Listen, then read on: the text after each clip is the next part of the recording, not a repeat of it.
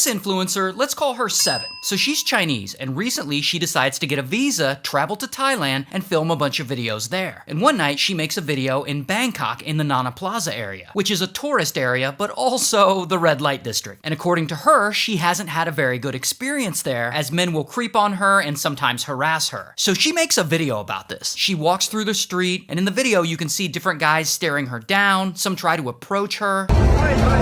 It looks like one guy even tries to grab her. So later, the night ends, she goes back to her apartment and posts all this footage to her very popular Douyin account, which is like China's version of TikTok. And she titles the video, "Girls Should Never Come to Bangkok Alone." And unfortunately for her, that video blows up pretty quickly. And a lot of people from Thailand are not happy. They're pissed off, they're publicly calling her out, news sites are writing about her, they're saying things like men are only looking at her because she's dressed like a sex worker looking for a customer, which I definitely don't agree with, but whatever. So people in the area are literally mad that she's defaming the red light district. And you know who else was mad? The government, because a few days later, police contact 7 and they bring her in for questioning over this video. There she is with the red hair, and the Immigration Bureau is there, and they accuse her of spreading false information, and they say her video is content deemed harmful to Thailand's image abroad, and they start threatening her with not only legal action, but blacklisting her from the country. All that for criticizing the red light district. You know, that place where all the prostitutes are. Now, I don't know if police got to her or it scared her, but a few days later, she takes down her original video and makes this apology video where she's suddenly dressed like a substitute teacher. And here she basically says she's sorry for making the original video and that she didn't mean to have a negative impact on the public image of the area where people go to buy prostitutes.